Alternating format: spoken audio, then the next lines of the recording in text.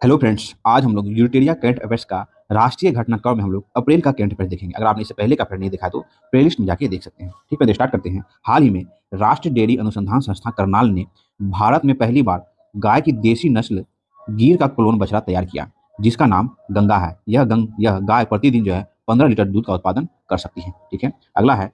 केरल में पहला सौर ऊर्जा संचालित पर्यटक जहाज लॉन्च किया गया है, जिसे सूर्यमशु सूर्यमशु नाम दिया गया है। इसकी क्षमता जो है वो 100 यात्रियों को ले जाने तक की है। ठीक है, अगला है। प्रधानमंत्री नरेंद्र मोदी ने असम के गुवाहाटी में पूर्वोत्तर भारत के पहले एम्स का उद्घाटन किया है। अगला है। अंतर्राष्ट्रीय बाजरा वर्ष के उपलक्ष्य में शंघाई सहयोग संगठन देशों के मिलेटर्स मिलेटर्स फूड फेस्टिवल का आयोजन पर्यटन मंत्रालय द्वारा मुंबई में किया गया। वर्ष 2023 में भारत ने एससीओ की अध्यक्षता संभाली है। ठीक है, अगला है। 14 अप्रैल को डॉक्टर भीमराव अंबेडकर की 132वीं जयंती के अवसर पर तेलंगाना सरकार ने भीमराव अंबेडकर की भारत की सबसे ऊंची कांस्य प्रतिमा का अनावरण किया। यह 125 फुट ऊंचा जो हैदराबाद में स्थित है। अगला है। अखिल भारतीय आयुर्वेद संस्था ने नई दिल्ली में महिलाओं में संतानोत्पत्ति की अक्षमता पर राष्ट्र सम्मेलन जिसे सृजना सृजना का आयोजन किया। इसका उद्देश्य महिलाओं की उन समस्याओं को दूर करने का प्रयास करना है। ठीक है। अगला है। गर्मियों में पानी की समस्या से निपटने के लिए जल बजट जारी करने वाला केरल जो है पहला राज्य बन गया है। इससे राज्य में पानी की उपलब्धता वाले क्षेत्र तथा जनसंख्या के आधार पर पानी की खपत के आंकड़े का पता चलेगा। ठीक है, अगला है। उत्तर प्रदेश सरकार ने 2030 तक सभी सरकारी विभागों में इस्तेमाल होने वाले वाहनों को इलेक्ट्रॉनिक्स वाहन में बदलने का लक्ष्य निर्धारित किया। ऐसा करने वाला यह देश का पहला राज्य होगा, उत्तर प्रदेश। ठीक है, अगला। बाजरा के उत्पादन को बढ़ावा देने के लिए जोधपुर, राजस्थान में मिलेटर्स महोत्सव का आयोजन किया गया। अगला है। देश में खाद्यान्न उत्पादन बढ़ाने के लिए केंद्रीय मंत्री अमित शाह ने दुनिया का पहला नैनो लिक्विड उर्वरक जिसे फ्रेंड डाई अमोनिया फॉस्फेट है ना, डीएपी लॉन्च किया है। ठीक है, अगला है। चुनाव आयोग ने कर्नाटक विधानसभा चुनाव में पहली बार वोट फॉर होम की शुरुआत की। इसके तहत वैसे व्यक्ति जो असक्षमता के कारण मतदान केंद्र पर नहीं जा सकते हैं या वृद्ध हैं, वे घर में ही वोट दे सकते हैं। ठीक है, भारतीय रिजर्व बैंक की सेंट्रल बैंक डिजिटल करेंसी को स्वीकार करने वाला रिलायंस जनरल इंश्योरेंस पहली बीमा कंपनी बन गई। रिलायंस जनरल ने ई रुपए में प्रीमियम भुगतान के लिए यस बैंक के साथ समझौता किया है।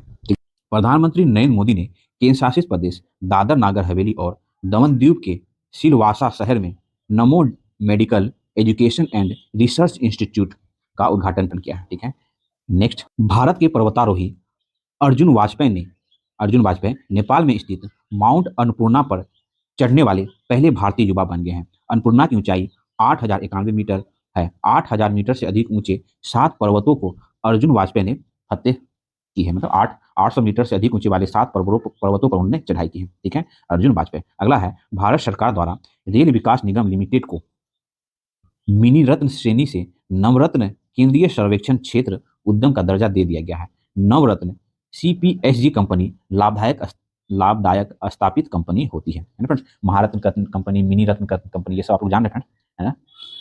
हाल ही में भारत सरकार ने solar energy corporation of India को मिनी रत्न श्रेणी 1 सार्वजनिक श्रेणी उद्यम के रूप में मान्यता दी। ठीक है, solar energy corporation of India नवीकरणीय ऊर्जा के क्षेत्र में कार्य करने वाला एक संस्था है। ठीक है, अगला है। भारत प्रधानमंत्री नरेंद्र मोदी ने केरल के तिरुवनंतपुरम में भारत के पहले डिजिटल साइंस पार्क का शिलान्यास किया। साथ ही उन्होंने केरल की पहली वंदे भारत एक्सप्रेस ट्रेन का कोची वाटर मेट्रो भारत की पहली, है ना, कोची वाटर मेट्रो का भी उद्घाटन किया है। ठीक है, अगला है।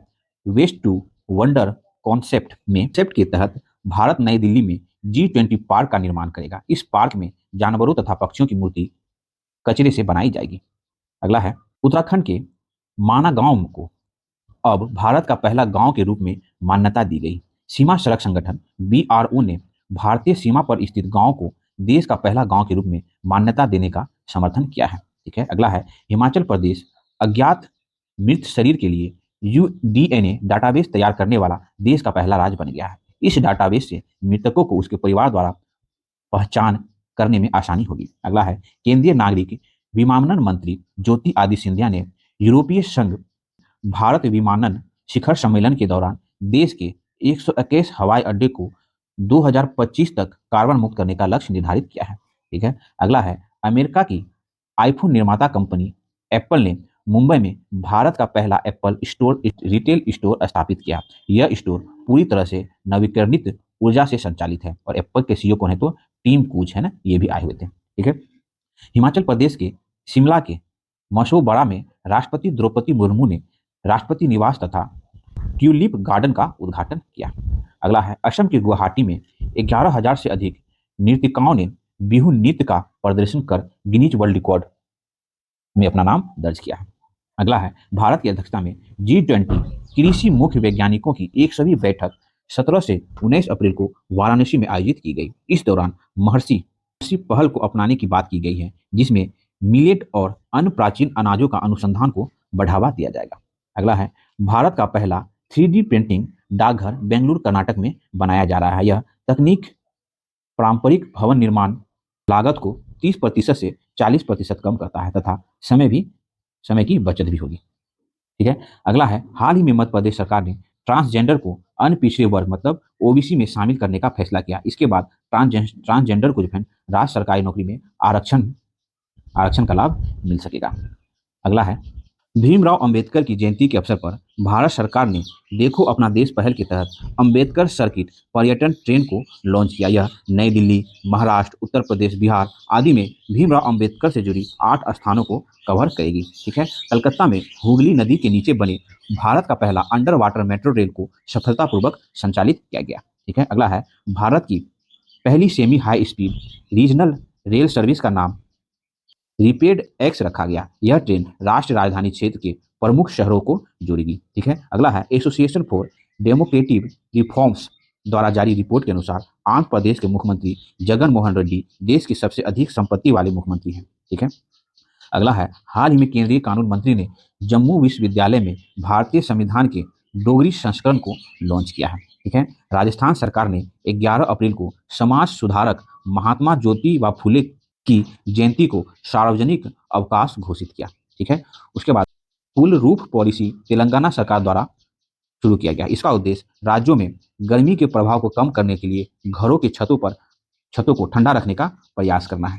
ठीक है, ध्यान रखेंगे। अगला है उत्तर प्रदेश के महाराजगंज में, ठीक है, विश्व का पहला एशियाई राजागिर संरक्षण एवं प्रजनन केंद्र स्थापित किया गया। इसका उद्देश्य गिद्धों की विलुप्त हो रही प्रजातियों को संरक्षित करना है। ठीक है, अगला है पूर्वोत्तर भारत का सबसे बड़ा बहुउद्देशीय इंडोर स्टेडियम मेघालय के शिलोंग में बनाया जा रहा है, जिसका नाम जवाहरलाल नेहरू स्टेडियम रखा गया है। इस स्टेडियम में विभिन्न खेलों के लिए सुविधाएं उपलब्ध होगी। ठीक है फ्रेंड्स, अगला है केंद्रीय गृह मंत्री अमित शाह ने अरुणाचल प्रदेश के किबुथी गांव में वाइब्रेंट विलेज प्रोग्राम की शुरुआत की, जिसकी घोषणा बजट 2022-23 में की गई थी। इसका उद्देश्य भारत के सीमावर्ती गांव के लोगों के जीवन स्तर में सुधार करना है। ठीक है, अगला है हाल ही में भारत को 1 जनवरी 2024 से 4 वर्ष के कार्यकाल के लिए संयुक्त राष्ट्र के सांख्यिकी निकाय का सदस्य चुना गया। यह अंतर्राष्ट्रीय सांख्यिकी गतिविधि के लिए निर्णय लेने वाला निकाय है। ठीक है, अगला है हाल ही में चीन ने अरुणाचल प्रदेश के कुछ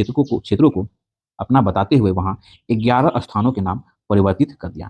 चीन अरुणाचल प्रदेश को तिब्बत का दक्षिणी भाग जांगनान कहता है। ठीक है, पर्यटन विभाग और कला संस्कृति विभाग द्वारा 15-16 अप्रैल को बिहार के गोपालगंज में थावे फेस्टिवल का आयोजन किया गया। इसका उद्देश्य थावे दुर्गा मंदिर के प्रति पर्यटन को जो है आकर्षित करना है। ठीक है, अगला है राष्ट्रपति द्रौपदी मुर्मू ने असम के काजीरंगा राष्ट्रीय उद्यान में गज उत्सव 2023 का उद्घाटन किया। इसका उद्देश्य भारत के राष्ट्रीय विरासत पशु हाथी का संरक्षण करना है। तो ठीक फ्रेंड्स, आज हम लोग का यूरिटेरिया करंट अफेयर्स का राष्ट्रीय घटनाक्रम में हम लोग अप्रैल का करंट अफेयर्स यहाँ देखिए। इससे पहले हम जनवरी, फरवरी और मार्च को हम लोग कंप्लीट कर लिए हैं। अगर आपने नहीं देखा है तो प्लेलिस्ट में जाकर देख सकते हैं, जो कि आपके आने वाले सभी एग्जाम के लिए काफी इंपॉर्टेंट सिद्ध होगा। ठीक है, और ये सेट कंप्लीट होने के बाद हम लोग इसका सेट प्रैक्टिस 12 से 15 कम से कम करेंगे करंट अफेयर्स का, जो कि आपके एग्जाम के लिए काफी इंपॉर्टेंट हो जाएगा। और जनवरी 2023 से जून 2023 तक का करंट अफेयर्स आपका पूरा अच्छा कंप्लीट हो जाएगा। ठीक है, तो मेरा प्रयास आपको अच्छा लगता हो तो प्लीज चैनल को लाइक करें, सब्सक्राइब करें और फिर शेयर करें। मिलते हैं फिर नेक्स्ट वीडियो।